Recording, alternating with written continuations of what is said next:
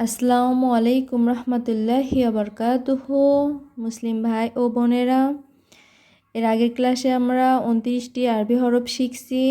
আজকে আমরা জবর কিভাবে উচ্চারণ করতে হয় হরফের উপরে থাকিলে সেটা শিখব। দেখুন,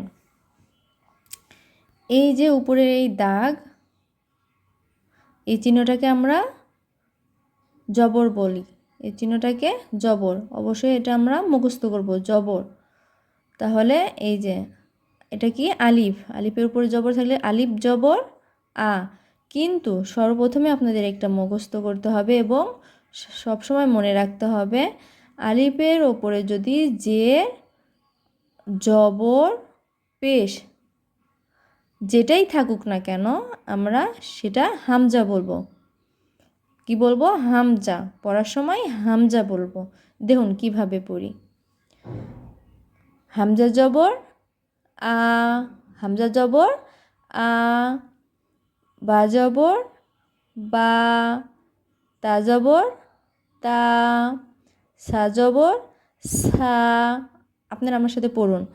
জিম জবর জা, হা জবর হা, খ জবর খ, দাল জবর দা, জাল জবর জা, র জবর র,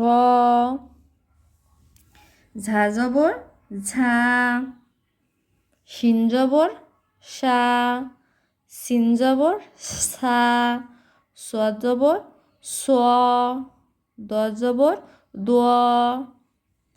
ত জবর ত, জ জবর জ, আইন জবর আ, গলা মোটা করে, আইন জবর আ, গইন জবর অ, ফা জবর ফা, ফা বাতাস বের করে ফা,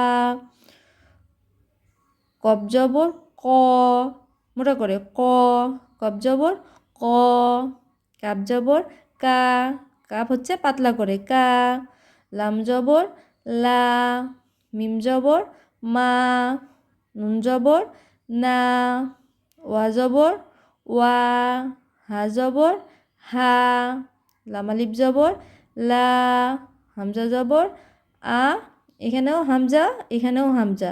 এই হামজা জবর আমরা ছোট করে বলবো, হামজা জবর আ, ইয়া জবর ইয়া। তো ধন্যবাদ বন্ধুরা। এরপরে আমরা কি পড়ব? জের, এবং তারপরে পড়ব পেশ। তো আমাদের পরের ক্লাসে আপনারা শিখতে পারবেন এবং সাথে থাকবেন। ধন্যবাদ।